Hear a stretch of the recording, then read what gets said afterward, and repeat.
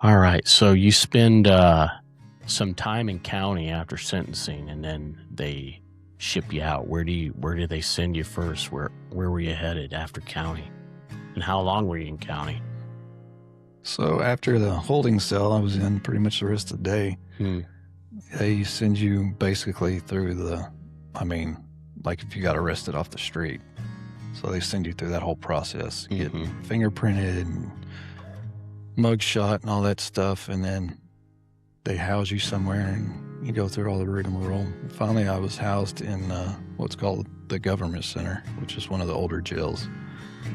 And it's basically built like a battleship.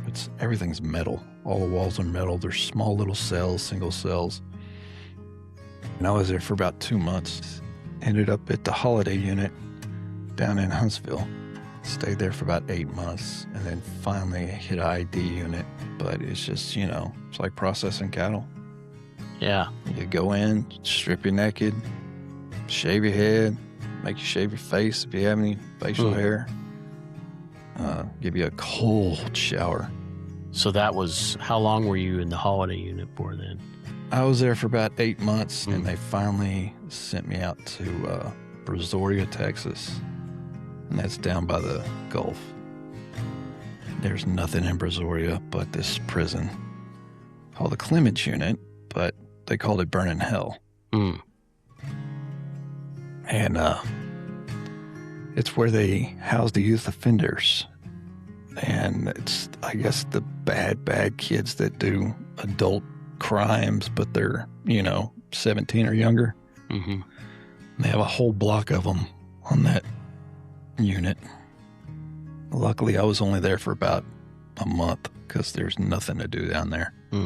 Wow. So somehow my dad managed to write a legislator, and he got me transferred to a unit that actually offered schooling and programs and stuff like that. When I was at the holiday unit, I was, talking to other guys in the tank that have come through TDCJ more than once. And, a lot of them were talking about the Ferguson unit. You don't want to go to the Ferguson unit. It's bad. There's long hallways, and everybody's, it's a gladiator farm, which is, code for they fighting all the time. And so I was like, yeah, I don't want to go there. I knew enough to understand a new unit means danger, and that, basically, I guess the good thing about it was, for me, hitting that unit, I already knew that there was going to be guys that I've met at the holiday unit were going to be here. Now, I didn't know I would hit the same block with them or anything like that, or even run into them, because this was a way bigger unit. And anyway, when you first get there, you go through committee, and you go through the gang sergeant actually pulls you in and makes you get undressed, and they take a picture of all your tattoos if you have any, and ask you if you're gang affiliated or anything like that. And then you sit down there at committee for a little while, and then they give you your moving slip and tell you where to go. Then you get on the block, and it's just, I mean, walking into a day room in a prison you've never been to, and just seeing everything that's going on in there, not knowing how long it's been going on in there. For years these guys have been here. And then it's a feeling that it's almost like, you don't belong there, and you really feel it when you walk into a day room. And all those eyes are on you, and you're just, you're the new guy. They're sizing you up immediately. Oh, yeah. Yep. But like I said, luckily for me, I did run into some of those guys I knew at the holiday unit. And they kind of laced me up on what was going on, and who not to talk to, who to watch out for, stuff like that. But then eventually I got into school. I was in school all day. I didn't have to work out in the fields very long, thank God. Spent most of my time in Ferguson unit, though. It was about 10 years of the, almost 13 spent in there. It took a little while to figure out who I was going to trust and who I could trust. And eventually I got this guy got me a job in the mop and broom factory. And from that day till the time I left, I worked in that mop and broom factory. And I worked on my way up all the way into working into the office, which was crazy because when I first got there and I saw inmates working in the office with officers, I was like, they must be trustees or something. You know, how in the world would you get in there? It's like, there's no way I could ever work in the office, you know, with officers. Just not that smart. So anyway, I started off doing, you know, easy jobs, sewing cell towels. And I mean, they do everything. So we make everything, or they make everything for state agencies. So all the schools and everything that needs mops or brooms or whatever, we make all that stuff and ship it out. But it just so happened we had a saddle shop right next to the mop and broom factory, which was connected. And the same officers in the mop and broom shop ran the saddle shop too. And it was more of like a prestigious job, I guess, you know, because it was leather working and it was, you know, crafting awesome leather stuff. Anyway, same guy that got me the job in there to begin with, he was actually making officer belts because they make all the belts for the officers that come in and to work for TDCJ. And they get huge orders, you know, 200-300 at a time. So I started working with him for a little while doing that for about 2 years, and then just kind of worked my way up into in the office, and I working my way up in the saddle shop and working with a lot of those guys that just really are incredible craftsmen and just can make, I mean, the most beautiful with leather work you've ever seen. Yeah, I remember talking to you about this a little bit. There's so much talent locked up behind bars, you know, and I remember you saying that these leather working craftsmen would make saddles for world leaders and presidents. Yeah. So we made a saddle for the president of Mexico at the time, Vicente Fox. And then we made another rush order for some reason, Vladimir Putin was visiting Texas and Rick Perry wanted to make him a saddle. So we made him a saddle real quick. So we have a metal shop too. I really didn't get into a lot of the metal stuff. There was a lot of, you know, the other guys were really wanting to learn a lot of the metal crafting stuff. And of course they did. And they made some stuff. It would just blow your mind. Wow. Just the skill behind the walls is unreal, man. Right. Those guys are just, it's wasted talent. Yeah. Tell me about coming home. I know that was an incredible time, how you found out that you were getting out of there and coming home. So let's see, it was in November 2012, Thanksgiving. And I called home on Thanksgiving like I always did. And everybody was at my parents' house. The whole family was around the table. And they weren't supposed to do it, but they passed the phone around anyway. And I got to talk to everybody. And then it got back to my dad. And he said, I got some good news for you. And I remember this because I was sitting on a trash can. The TVs were real loud. And, you know, everybody, I think they were watching. It was a weekend. So everybody was like, you know, Thursday night Cowboys were on and it was loud and everything. I could barely hear him. I had a finger in one ear and just trying to listen on the phone. He said, you're coming home. And it just,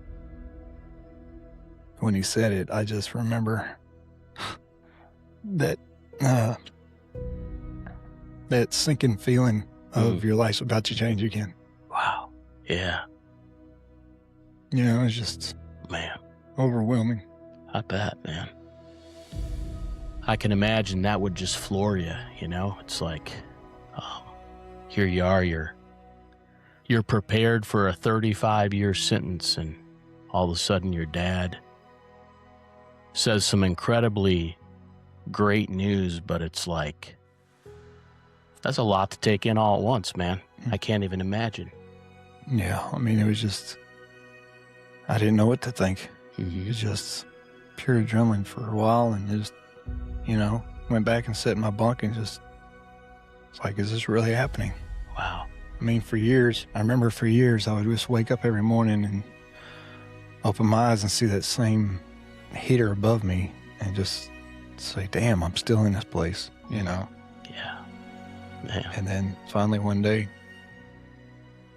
I get to go home. So your dad tells you you're coming home, but as we both know, it's a process, right? It's not like they open the door an hour later or even a day later, right? There's a process of getting out, and then there's a whole new set of life experiences to adjust and learn to, and it's still not what you left, right? So tell me about that process. Well, so when he told me that, and it's, you know, kind of an unwritten rule in prison, you don't tell anybody you got parole or you're getting out or anything like that. But it's just where I was living at the time, I wasn't around people like that. I didn't know anybody like that. I didn't know anybody that was wanting to keep me there or anything like that. So it was just, you know, I told a couple of the people that I lived around, you know, because I was just sitting there in shock, I guess, in my bunk. So, and I was thinking, well, it's going to take about 2 weeks before I catch chain to go back. So it took about a week. I guess I was there. I was still there in TDCJ for about a week, and I caught chain. And I was, it's funny because there's other guys that are like, I told you, it was only going to be like a week, 4 days to a week. And, you know, so you know, a lot of them were happy for me, you know, a lot of hugs and a lot of high fives and a lot of, you know, giving my stuff away to the guys, you know, I messed with. And, took my little bag and caught chain, and then hit the walls unit for a night, and then 2 Texas Rangers picked us up, and then they just took us back to county, and I spent about 2 weeks in county. Talked to my lawyer a couple of times. He was telling me the judge is on vacation. That's why it's taking so long. So just, you know, give it some time, and then 2 weeks I was out. Wow. And in your original lawyer, this case had been weighing on him, and didn't he admit to ineffective assistance of counsel? Yeah, so back in 06, I did go back to county for about 8 months, and it was the judge actually gave us a hearing for inefficient counsel, and my lawyer got up there and said he didn't do his job, I didn't deserve this, or he didn't do his job the right way, you know, I deserve a new trial based on, you know, his inefficient of counsel. But, you know, and at this time, of course, I already had a different attorney, Gary Udishin, so he was in there and asking questions and stuff too. So, and then I sat there and waited in county for 8 months for the judge to come back and say he wasn't going to give me a new trial. So, Wow. Yeah. So they ended up shipping me back to TDCJ until 2012. Yeah. So this time it's like you're there for a couple weeks, but you know at this point you're coming home. It's just waiting until this judge gets back from vacation. So he gets back, finally get out, and go through the process. Of course, you know, they have to process you out. And it was funny. We were actually I just gotten dressed and walked out the men's dressing room, and there was a lady coming out of the ladies' dressing room, and we were standing there, you know, where the officer tells you to stand, and we're standing there, and they're doing whatever, paperwork and stuff, making sure who we are. And, you know, she looks over at me, she's like, man, I spent all night in there. It's disgusting. How long were you in there? So 12 years, 9 months, and 4 days.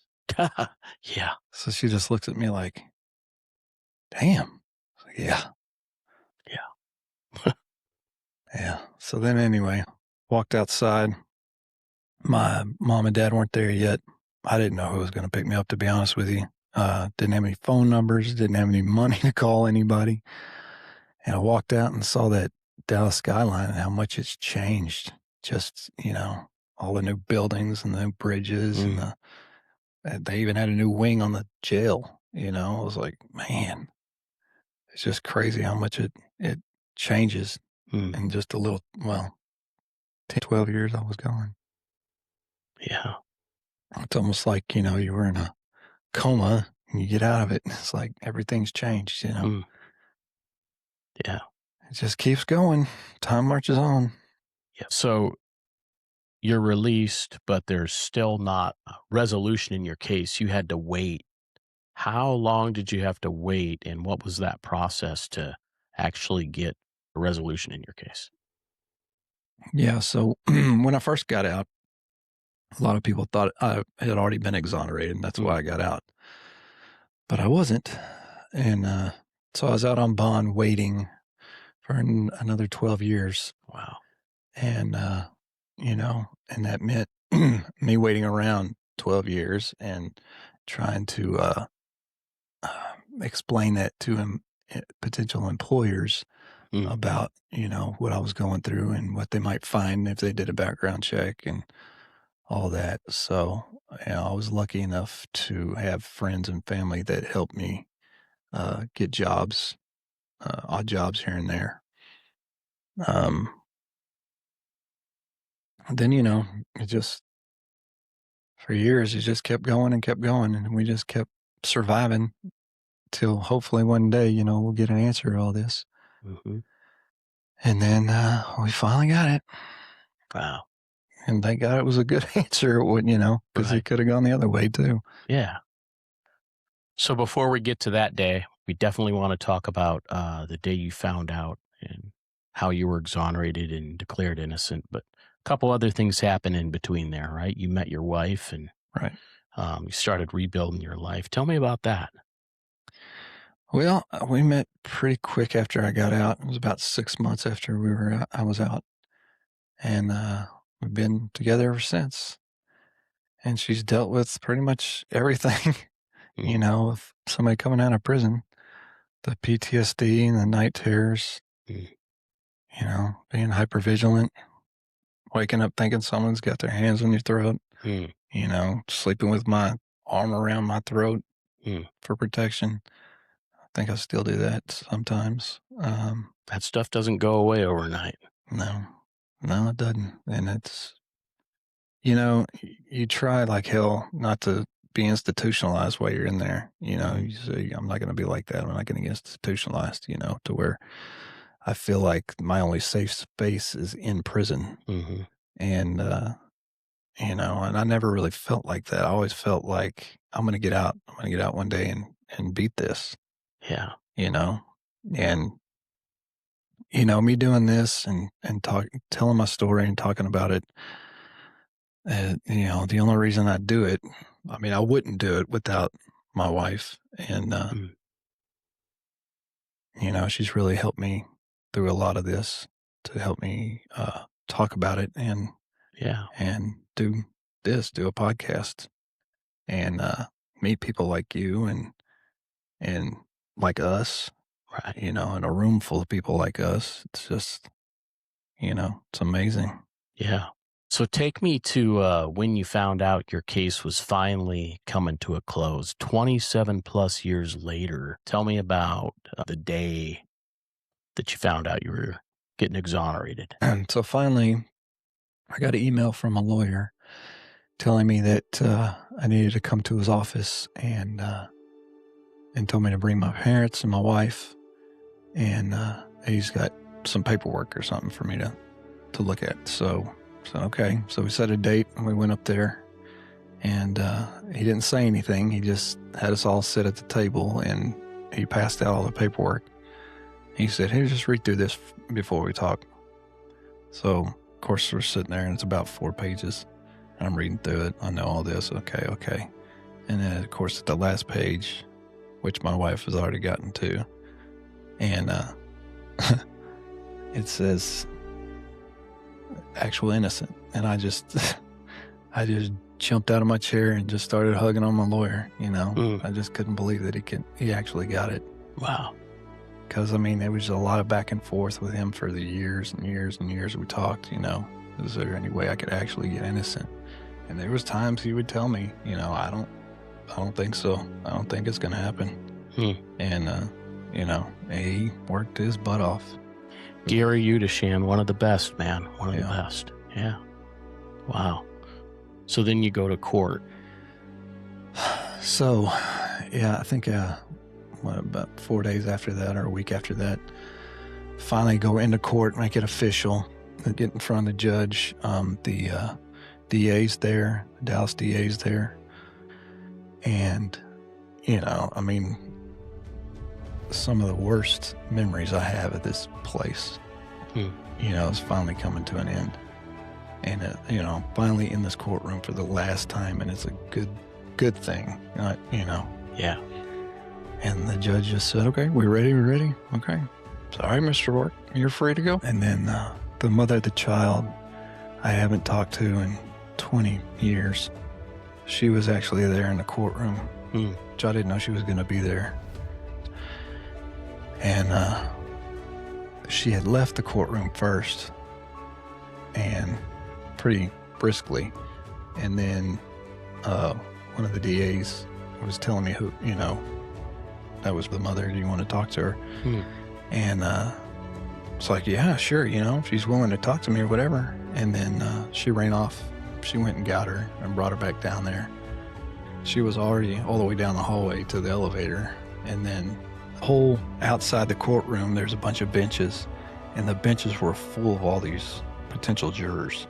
And, they're all sitting on their phones and just complaining because they're in jury duty and stuff like that. And then the mother of the child, she's coming back down the hallway, bawling her eyes out, with her arms open wide. It's like a movie scene. Wow. Coming toward me, and I'm crying. And anyway, she gets there, and we start hugging, and, she just says, I always know you're innocent. Wow. That's incredible, man. That is an awesome ending and gives you some really needed closure hearing that from her, man. That's incredible. I just got to tell you, man, I can completely understand how you don't get these years back, what they've done. But what you've done with what's left is what really matters. You survive something that most people can't even imagine. Yeah. And instead of disappearing, you're standing up for Robert Robertson. We've both been advocating for Robert, his case, for others still waiting for the truth, Man, thank you for taking the time. I know this is a difficult thing to do, but man, we're just honored that you told your story. Maybe just share with us, if you can, what your thoughts are going forward with this podcast and what you want to do from here. Well, I believe God didn't just put me through this just to survive it. I think he put me through it to help others too, especially in our situations. Yeah. Because there's so many more out there like it. Yeah. We're just so naive and don't even know how many people are affected by the shaken baby syndrome nonsense. Right. I mean, there's endless people now in these cases every single day. So if my story helps anybody, even one person, that means something to me. Absolutely. Yeah, this isn't just a story about what was taken from you. It's a story about what couldn't be taken. The way I always put it is we'll never get the years back that the government stole from our family and the pain and the suffering, but what we do from here, right? How we move forward from here is what's really can be powerful, I think. And so thank you for telling your story, Andrew. I'm so honored to have you in my life, brother. Seriously, it's just sitting down with you and talking to you. I know that there's big differences in our stories. The amount of time you had to spend is just, and the amount of time Robert Robertson's been on death row, almost 24 years now. It's just, it's ridiculous.